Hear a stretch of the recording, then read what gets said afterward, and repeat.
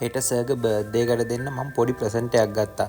ඉතින් මට එන්න වෙන්නේ නැති හින්දා මම කේෂට කතා කරලා කිව්වා අනේ නංගි පුළුවන් නම් මට පොඩි උදව්වක් කරන්න පුළුවන්ද මේ පාර්සලේ හෙට ඔයගොල්ලෝ යනකොට සර්ට ගිහින් දෙන්න පුළුවන්ද කියලා.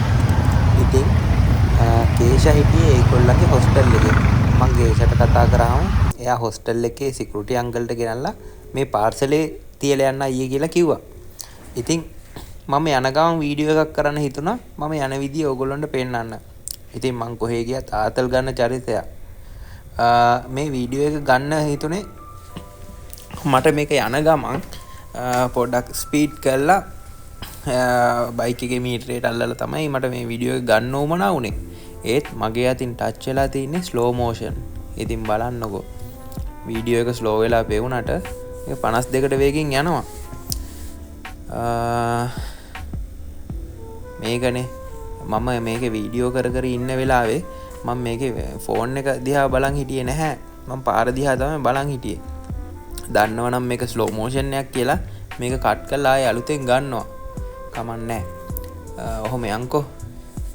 ඉස්සරහට බලන්නකෝ වීඩියෝ එකේ මොකද වෙන්නේ කියලා.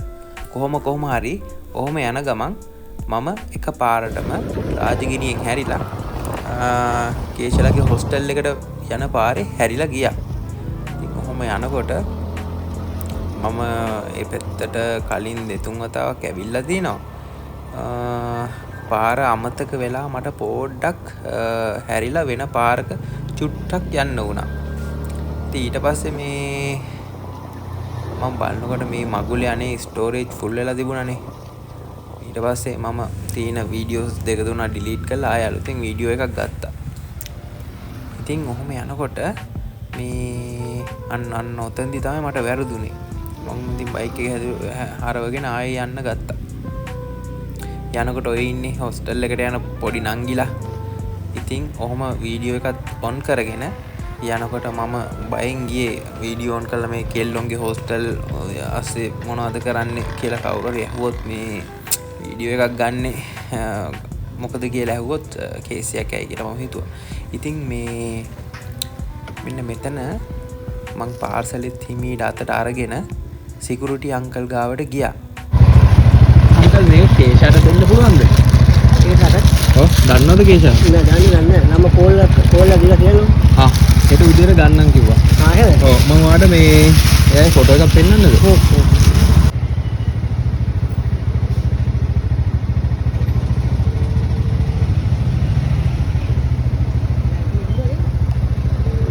අතුලේ ඉන්න ඔයගොල්ලන්ට එන්න දෙන්නේ නැහනේ. හෙලෝ.